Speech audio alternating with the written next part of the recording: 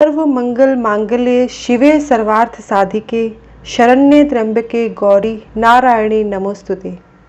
नारायणी, आप सब प्रकार का मंगल प्रदान करने वाली मंगलमयी हो, कल्याणदायिनी शिवा हो, सब पुरुषार्थों को सिद्ध करने वाली शरणागत वत्सला, तीन नेत्रों वाली आप गौरी हो।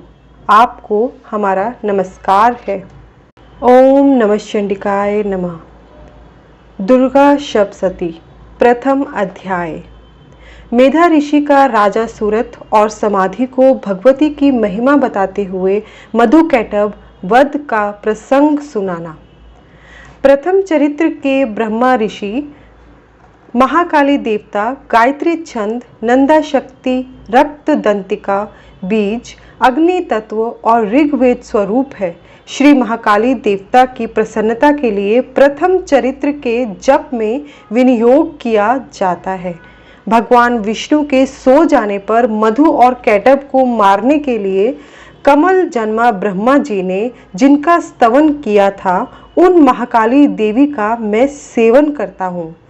वे अपने 10 हाथों में खड्ग, चक्र, गदा, वाण, धनुष, परिघ, शूल, भुशुंडी, मस्तक और शंख धारण करती हैं। उनके 3 नेत्र हैं। वे समस्त अंगों में दिव्य आभूषणों से विभूषित हैं।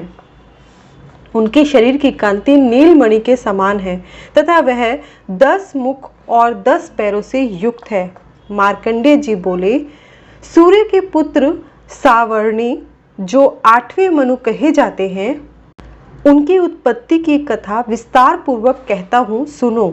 सूर्य कुमार महाभाग सावर्णी भगवती महामाया के अनुग्रह से जिस प्रकार मनवंतर के स्वामी हुए, वही प्रसंग सुनाता हूँ।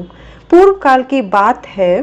स्वारोचिष मनवंतर में सूरत नाम के एक राजा थे, जो चैत्र वंश में उत्पन्न हुए थे। उनका समस्त भूमंडल पर अधिकार था। वे राजा का अपने औरस पुत्रों की भांति धर्म पूर्वक पालन करते थे। तो भी उस समय कौला विध्वंसी नाम के क्षत्रिय उनके शत्रु हो गए। राजा सूरत की दंड नीति बड़ी प्रबल थी। उनका शत्रुओं के साथ संग्राम हुआ। यद्यपि कौला विध्वंसी संख्या में कम थे, तो भी राजा सूरत युद्ध में उनसे परास्त हो गए। तब वे युद्ध भूमि से अपने नगर को लौट आए और केवल अपने देश के राजा होकर रहने लगे। समूची पृथ्वी से अब उनका अधिकार जाता रहा, किंतु वहां भी उन प्रबल शत्रुओं ने उस समय महाभाग राजा सूरत पर आक्रमण कर दिया। राजा का बल क्षीण हो चला था, इसलिए उनके दुष्ट, बलवान एवं दुरात्मा मंत्रियों ने वहां उनकी राजधानी में भी राजकीय सेना और खजाने को हथिया लिया। सूरत का प्रभुत्व नष्ट हो चुका था, इसलिए वे शिकार खेलने के बहाने घोड़े पर सवार हो वहां से अकेले ही एक घने जंगल में चले गए। वहां उन्होंने विप्रवर मेधा मुनि का आश्रम देखा, जहां कितने ही हिंसक जीव परम शांत भाव से रहते थे। मुनि के बहुत से शिष्य उस वन की शोभा बढ़ा रहे थे। वहां जाने पर मुनि ने उनका सत्कार किया और वे उन मुनि श्रेष्ठ के आश्रम पर इधर उधर विचरते हुए कुछ काल तक रहे। फिर ममता से आकृष्ट चित होकर वहां इस प्रकार चिंता करने लगे, पूर्व काल में मेरे पूर्वजों ने जिनका पालन किया था, वही नगर आज मुझसे रहित है। पता नहीं मेरे दुराचारी भृत्यगण उसकी धर्म पूर्वक रक्षा करते हैं या नहीं। जो सदा मद की वर्षा करने वाला और शूरवीर था, वह मेरा प्रधान हाथी अब शत्रुओं के अधीन होकर न जाने किन भोगों को भोगता होगा। जो लोग मेरी कृपा, धन और भोजन पाने से सदा मेरे पीछे पीछे चलते थे, वे निश्चय ही अब दूसरे राजाओं का अनुसरण करते होंगे। उन अपव्ययी लोगों के द्वारा सदा खर्च होते रहने के कारण अत्यंत कष्ट से जमा किया हुआ मेरा वह खजाना खाली हो जाएगा। ये तथा और भी कई बातें राजा सूरत निरंतर सोचते रहते थे। एक दिन उन्होंने वहां विप्रवर मेधा के आश्रम के निकट एक वैश्य को देखा और उससे पूछा, भाई तुम कौन हो? यहाँ तुम्हारे आने का क्या कारण है? तुम क्यों शोकग्रस्त हो, अनमने से दिखाई देते हो। राजा सूरत का यह प्रेम पूर्वक कहा हुआ वचन सुनकर वैश्य ने विनीत भाव से उन्हें प्रणाम करके कहा। वैश्य बोला, राजन, मैं धनियों के कुल में उत्पन्न हुआ एक वैश्य हूँ। मेरा नाम समाधि है। मेरे दुष्ट स्त्री पुत्रों ने धन के लोभ में मुझे घर से बाहर निकाल दिया है। मैं इस समय धन, स्त्री और पुत्रों से वंचित हूँ। मेरे विश्वसनीय बंधुओं ने मेरा ही धन लेकर मुझे दूर कर दिया है, इसलिए दुखी होकर मैं वन में चला आया हूँ। यहाँ रहकर मैं इस बात को नहीं जानता कि मेरे पुत्रों की और स्त्री की और स्वजनों की कुशल है या नहीं। इस समय घर में वे कुशल से रहते हैं अथवा उन्हें कोई कष्ट है। वे मेरे पुत्र कैसे हैं? क्या वे सदाचारी हैं अथवा दुराचारी हो गए हैं? वैश्य बोला, आप मेरे विषय में जैसी बात कहते हैं वह सब ठीक है, किंतु क्या करूं, मेरा मन निष्ठुरता धारण करता ही नहीं है। जिन्होंने धन के लोभ में पड़कर पिता के प्रति स्नेह, पति के प्रति प्रेम और आत्मीय जन के प्रति अनुराग को छोड़ दिया और मुझे घर से बाहर निकाल दिया, उन्हीं के प्रति मेरे हृदय में इतना स्नेह है। महामते, गुणहीन बंधुओं के प्रति भी जो मेरा चित्त इस प्रकार प्रेम मगन हो रहा है, यह क्या है? इस बात को मैं जानकर भी नहीं जान पाता। उनके लिए मैं लंबी सांसें ले रहा हूँ और मेरा हृदय अत्यंत दुखी हो जाता है। उन लोगों में प्रेम का सर्वथा अभाव है, तो भी उनके प्रति जो मेरा मन निष्ठुर नहीं हो पाता है, इसके लिए मैं क्या करूँ? मार्कंडेय जी कहते हैं, ब्राह्मण, तदनंतर राजाओं में श्रेष्ठ सूरत और वह समाधि नामक वैश्य दोनों साथ साथ मेधा मुनि की सेवा में उपस्थित हुए और उनके साथ यथा योग्य न्यायानुकूल विनयपूर्ण बर्ताव करके बैठे। तत्पश्चात वैश्य और राजा ने कुछ वार्तालाप आरंभ किया। राजा ने कहा, भगवान, मैं आपसे एक बात पूछना चाहता हूँ, उसे बताइए। मेरा चित्त अपने अधीन न होने के कारण वह बात मेरे मन को बहुत दुख देती है। जो राज्य मेरे हाथ से चला गया है, उसमें और उसके संपूर्ण अंगों में मेरी ममता बनी हुई है। मुनि श्रेष्ठ, यह जानते हुए भी कि वह अब मेरा नहीं है, अज्ञानी की भांति मुझे उसके लिए दुख होता है। यह क्या है? इधर यह वैश्य भी घर से अपमानित होकर आया है। इसके पुत्र, स्त्री और भृत्यों ने इसे छोड़ दिया है। स्वजनों ने भी इसका परित्याग कर दिया है, तो भी यह उनके प्रति अत्यंत हार्दिक स्नेह रखता है। इस प्रकार यह तथा मैं दोनों ही बहुत दुखी हैं। जिसमें प्रत्यक्ष दोष देखा गया है, उस विषय के लिए भी हमारे मन में ममता जनित आकर्षण पैदा हो रहा है। महाभाग, हम दोनों समझदार हैं, तो भी हम में जो मोह पैदा हुआ है, यह क्या है? विवेक शून्य पुरुष की भांति मुझ में और इसमें भी यह मूढ़ता प्रत्यक्ष दिखाई देती है। ऋषि बोले, महाभाग, विषय मार्ग का ज्ञान सब जीवों को है। इसी प्रकार विषय भी सबके लिए अलग अलग है। कुछ प्राणी दिन में नहीं देखते और दूसरे रात में नहीं देखते, तथा कुछ जीव ऐसे हैं जो दिन और रात्रि में भी बराबर देखते हैं।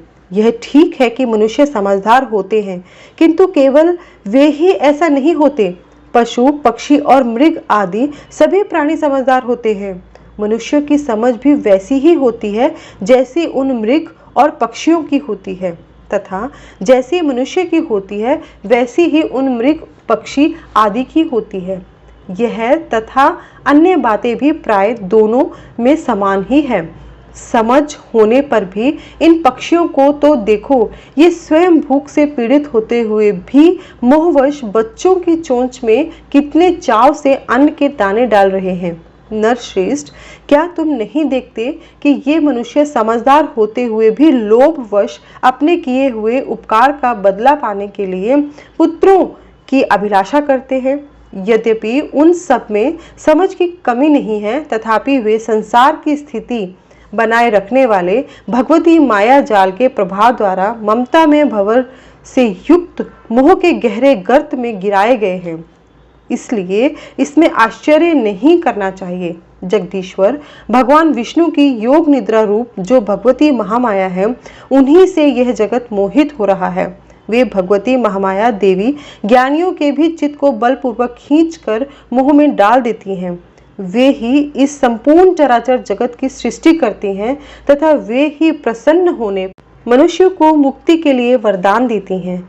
वे ही परा विद्या, संसार बंधन और मोक्ष की हेतुभूता सनातनी देवी तथा संपूर्ण ईश्वरों की भी अधीश्वरी हैं।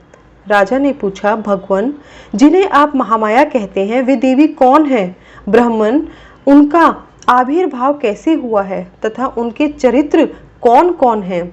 ब्रह्मवेताओं में श्रेष्ठ महर्षि, उन देवी का जैसा प्रभाव हो, जैसा स्वरूप हो, जिस प्रकार प्रादुर्भाव हुआ हो, वह सब मैं आपके मुख से सुनना चाहता हूँ। ऋषि बोले, राजन, वास्तव में तो वे देवी नित्य स्वरूपा ही हैं। जगत उन्हीं का रूप है तथा उन्होंने समस्त विश्व को व्याप्त कर रखा है, तथापि उनका प्राकट्य अनेक प्रकार से होता है। वह मुझसे सुनो। यद्यपि वे नित्य और अजन्मा है, तथापि जब देवताओं का कार्य सिद्ध करने के लिए प्रकट होती हैं, उस समय लोक में उत्पन्न हुई कहलाती हैं। कल्प के अंत में जब संपूर्ण जगत एकार्णव में निमग्न हो रहा था और सबके प्रभु भगवान विष्णु शेषनाग की शैया बिछाकर योग निद्रा का आश्रय ले सो रहे थे, उस समय उनके कानों के मैल से दो भयंकर असुर उत्पन्न हुए, जो मधु और कैटभ के नाम से विख्यात थे। वे दोनों ब्रह्मा जी का वध करने को तैयार हो गए। भगवान विष्णु के नाभि कमल में विराजमान प्रजापति ब्रह्मा जी ने जब उन दोनों भयानक असुरों को अपने पास आया और भगवान को सोया हुआ देखा, तब एकाग्रचित होकर उन्होंने भगवान विष्णु को जगाने के लिए उनके नेत्रों में निवास करने वाली योग निद्रा का स्तवन आरंभ किया, जो इस विश्व की अधीश्वरी, जगत को धारण करने वाली, संसार का पालन और संहार करने वाली तथा तेज स्वरूप भगवान विष्णु की अनुपम शक्ति हैं। उन्हें भगवती निद्रा देवी की भगवान ब्रह्मा स्तुति करने लगे। ब्रह्मा जी ने कहा, देवी, तुम ही स्वाहा, तुम ही स्वधा और तुम ही वष्टकार हो। स्वर भी तुम्हारे ही स्वरूप हैं। तुम ही जीवन दायिनी सुधा हो। नित्य अक्षर प्रणव में अकार, उकार, मकार इन तीन मात्राओं के रूप में तुम ही स्थित हो तथा इन तीन मात्राओं के अतिरिक्त जो बिंदु रूपा नित्य अर्ध मात्रा है, जिसका विशेष रूप से उच्चारण नहीं किया जा सकता, वह भी तुम ही हो। देवी, तुम ही संध्या, सावित्री तथा परम जननी हो। देवी, तुम ही इस विश्व ब्रह्मांड को धारण करती हो।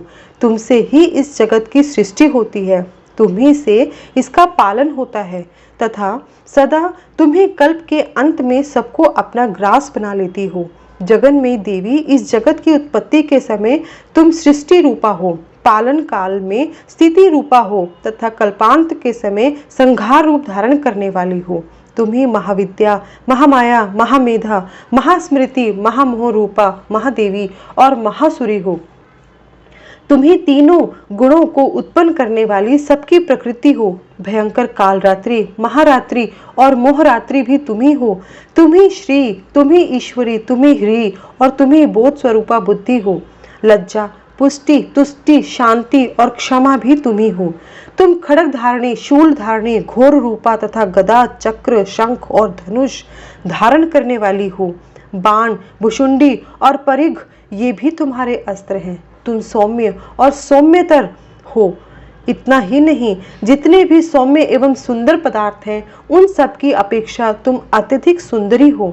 पर और अपर, सबसे परे रहने वाली परमेश्वरी तुम ही हो। सर्वस्वरूपे देवी, कहीं भी सत असत रूप जो वस्तु है, उन सबकी जो शक्ति है, वह तुम ही हो। ऐसी अवस्था में तुम्हारी स्तुति क्या हो सकती है? जो इस जगत की सृष्टि, पालन और संहार करते हैं, उन भगवान को भी जब तुमने निद्रा के अधीन कर दिया है, तब तुम्हारी स्तुति करने में यहाँ कौन समर्थ हो सकता है? मुझको, भगवान शंकर को तथा भगवान विष्णु को भी तुमने ही शरीर धारण कराया है, अतः तुम्हारी स्तुति करने की शक्ति किसमें है? देवी, तुम तो अपने इन उदार प्रभावों से ही प्रशंसित हो।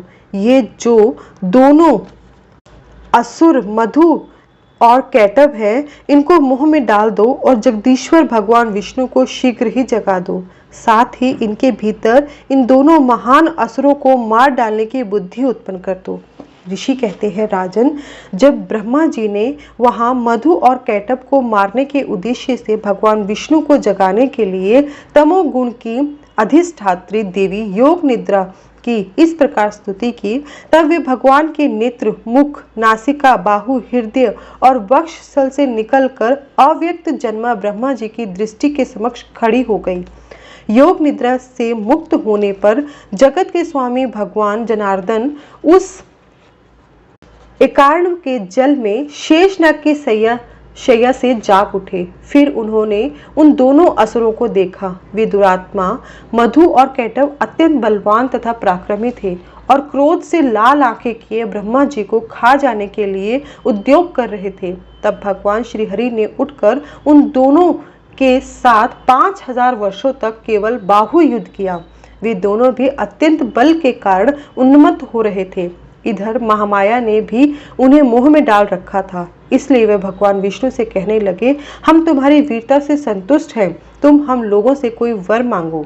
श्री भगवान बोले, यदि तुम दोनों मुझ पर प्रसन्न हो तो अब मेरे हाथ से मारे जाओ, बस इतना सा ही मैंने वर मांगा है, यहाँ दूसरे किसी वर से क्या लेना है। ऋषि बोले, इस प्रकार धोखे में आ जाने पर जब उन्होंने संपूर्ण जगत में जल ही जल देखा, तब कमल नयन भगवान से कहा, जहाँ पृथ्वी जल में डूबी हुई न हो, जहाँ सूखा स्थान हो, वहीं हमारा वध करो। ऋषि कहते हैं, तब तथास्तु कहकर शंख, चक्र और गदा धारण करने वाले भगवान ने उन दोनों के मस्तक अपनी जांघ पर रखकर चक्र से काट डाले। इस प्रकार ये देवी महामाया ब्रह्मा जी की स्तुति करने पर स्वयं प्रकट हुई थी। अब पुनः तुमसे उनके प्रभाव का वर्णन करता हूँ, सुनो। इस प्रकार श्री मार्कंडेय पुराण में सावर्णिक मनवंतर की कथा के अंतर्गत देवी महात्म्य में मधु कैटब वध नामक पहला अध्याय पूरा हुआ। तो भक्तों बोलिए जय माता दी।